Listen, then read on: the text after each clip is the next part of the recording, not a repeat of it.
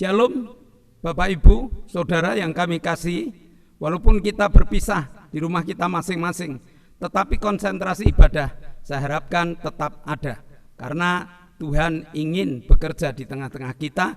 Tuhan ingin memberkati kita melalui ibadah online pada pagi hari ini. Mari kita tunduk kepala, kita siapkan hati, kita akan berdoa bersama. Bapa, kami mengucap syukur. Pagi hari ini kami akan beribadah. Walaupun kami berjauhan satu dengan yang lain, tetapi hati kami tetap satu. Kami ingin belajar tentang kuasa firman-Mu. Kami ingin menikmati berkat-Mu melalui firman Tuhan pada pagi hari ini. Maka Tuhan, Roh Kudus saat ini bekerja. Roh Kudus saat ini ada di tengah kami. Dan kami siapkan hati, jiwa, roh kami untuk mendengarkan firman-Mu. Terima kasih Bapa, dalam nama Yesus kami telah berdoa dan mengucap syukur. Amin. Shalom. Hari ini kita akan belajar dari sejarah. Dunia digemparkan dengan virus corona. Hari ini dunia dibuat takut. Bahkan tidak hanya takut, tetapi saling curiga. Jangan-jangan teman kita membawa virus. Jangan-jangan keluarga kita membawa virus. Jangan-jangan ada di antara kita yang sampai hari ini punya virus yang belum kita tularkan. Mestinya enggak gitu ya. Mestinya tetap kita dikuduskan oleh Tuhan. Nah, sampai-sampai orang tidak berani salaman.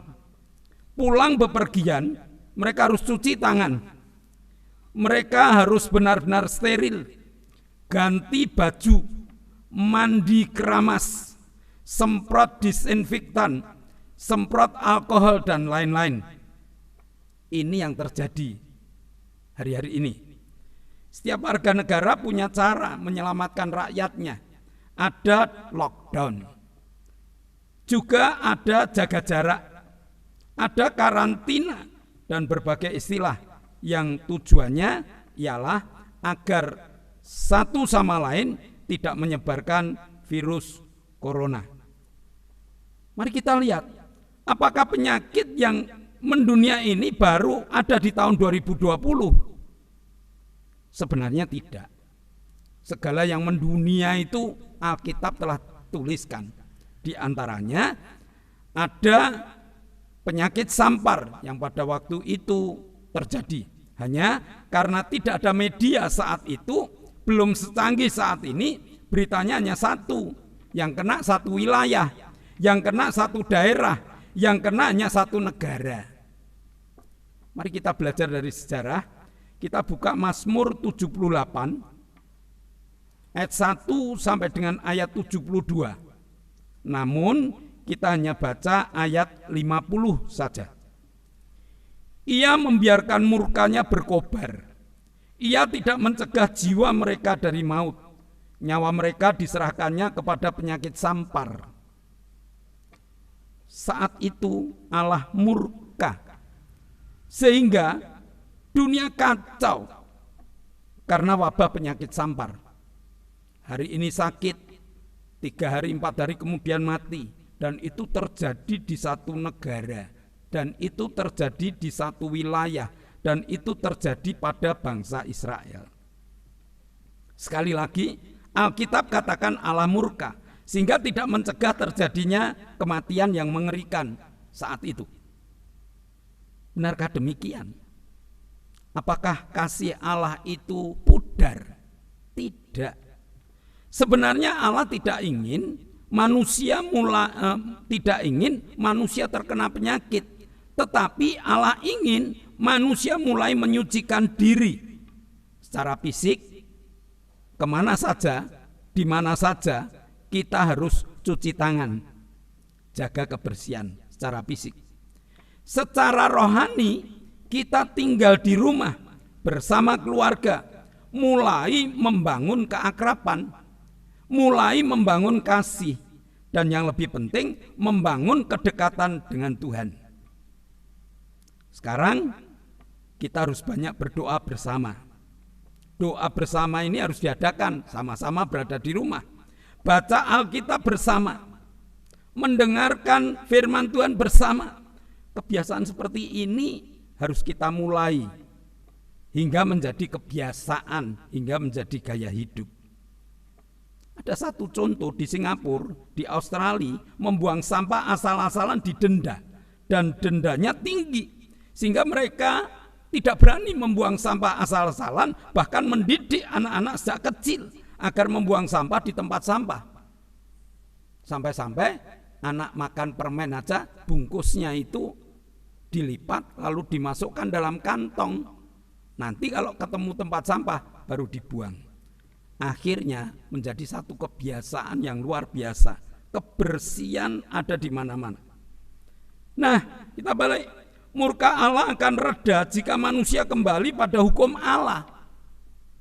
Menyalahi hukum Allah, dihukum dengan sampar. Nah, sekarang manusia itu harus kembali pada hukum Allah.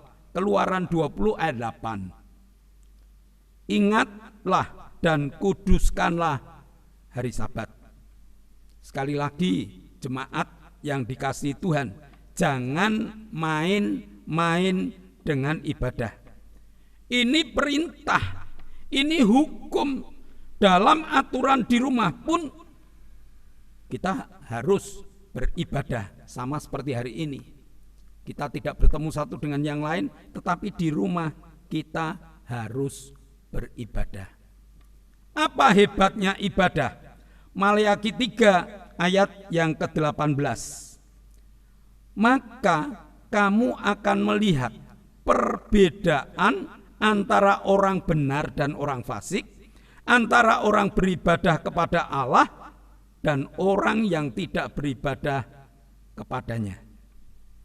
Allah melihat ibadah kita hari ini. Allah melihat kesungguhan kita hari ini. Allah hadir di setiap ibadah kita. Dan kehadiran Allah itu memberi dampak yang luar biasa. Allah hadir, mujizat pasti terjadi. Allah hadir akan memberi jawaban dari setiap pergumulan hidup kita. Allah hadir, badai pun diredakan.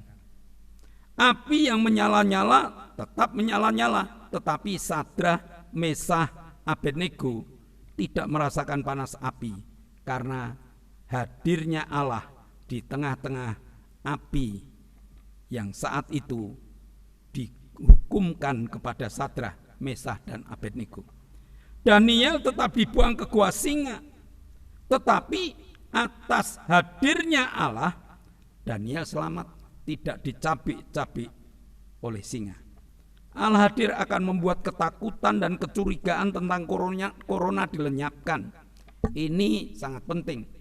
Allah hadir, ketakutan terhadap corona, kecurigaan terhadap corona dilenyapkan. Bahkan melalui ibadah online hari ini, corona dilenyapkan. Bagaikan perkataan Yesus, teduh, tenanglah engkau. Markus 6 ayat 51, lalu ia naik ke perahu, mendapatkan mereka, dan angin pun redalah.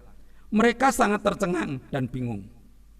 Maka hari ini, izinkan Yesus naik ke perahu kehidupan kita yang hari-hari ini serba bingung, takut, curiga, lalu serahkan kemudi kehidupan pada Yesus. Maka badai corona yang menakutkan akan lenyap. Sekali lagi, belajar dari sejarah. Dulu pernah ada penyakit sampar, dulu membingungkan, dulu menakutkan, karena mereka melanggar hukum Allah. Hari ini, di tengah ibadah online ini, mari kita periksa hati. Apakah masih ada hukum-hukum Allah yang kita langgar, sehingga Allah murka, sehingga Allah membuat corona di dunia ini?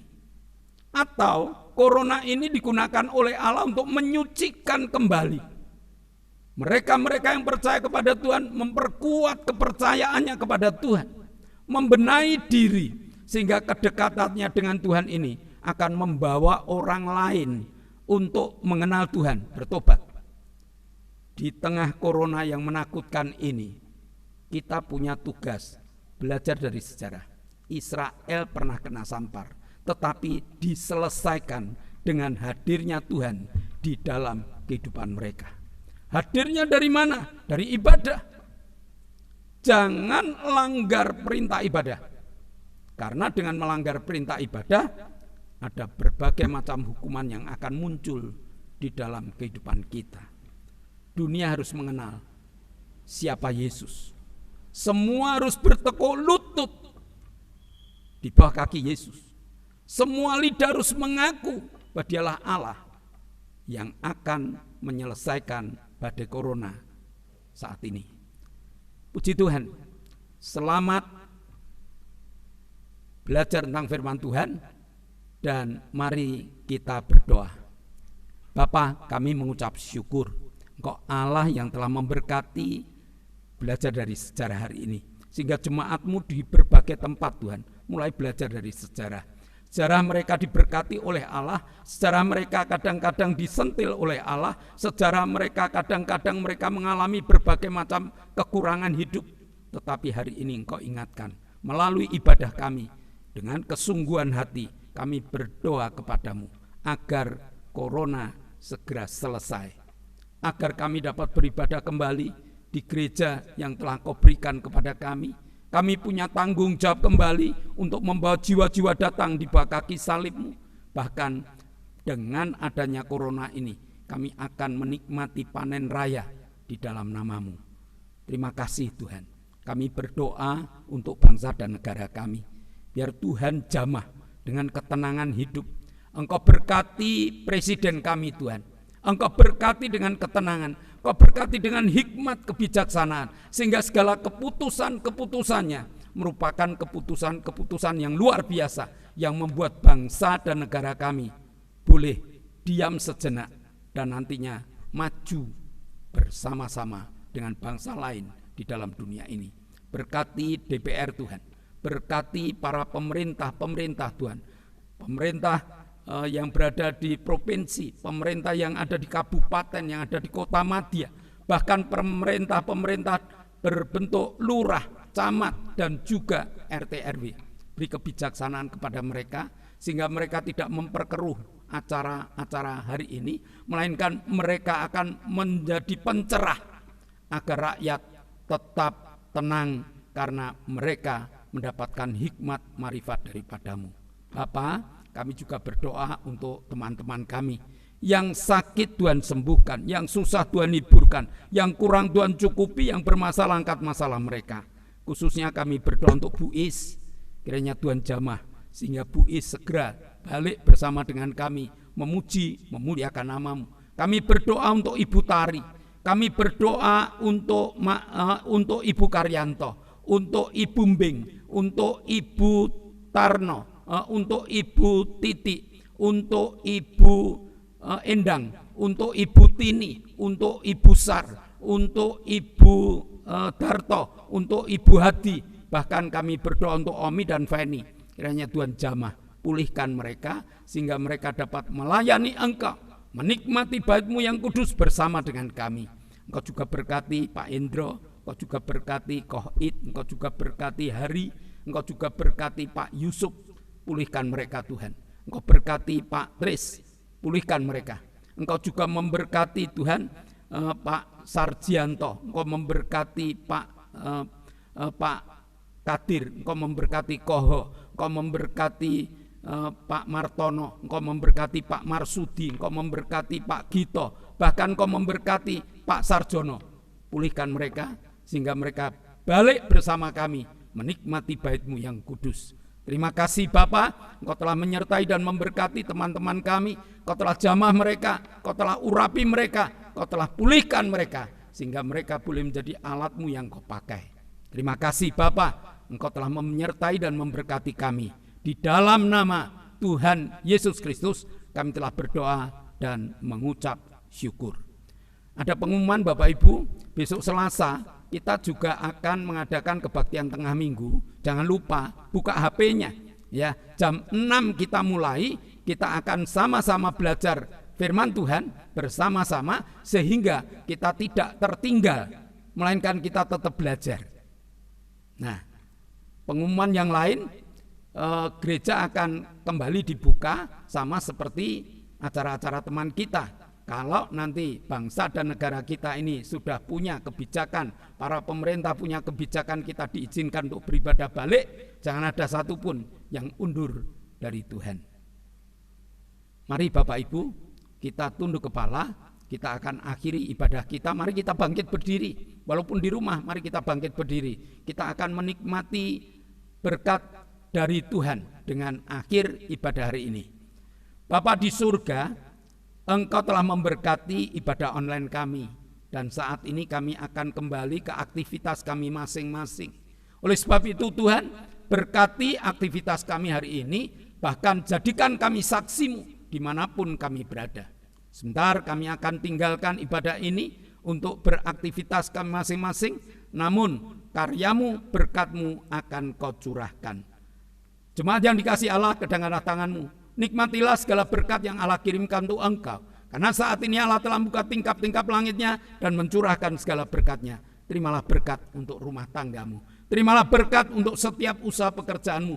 Terimalah berkat untuk segala rancangan-rancangan hidupmu. Berkat jasmani, berkat rohani biar mengalir dan mengalir limpah. Sampai setiap orang yang ketemu kau heran karena engkau diberkati. Dan jika engkau pulang nanti, bawalah berkat dari Allah Bapa, cinta kemurahan dari Tuhan Yesus Kristus, serta persekutuan Roh Kudus menyertai engkau mulai hari ini sampai Maranatha, Tuhan Yesus datang yang kedua kali. Yang percaya bersama-sama katakan amin.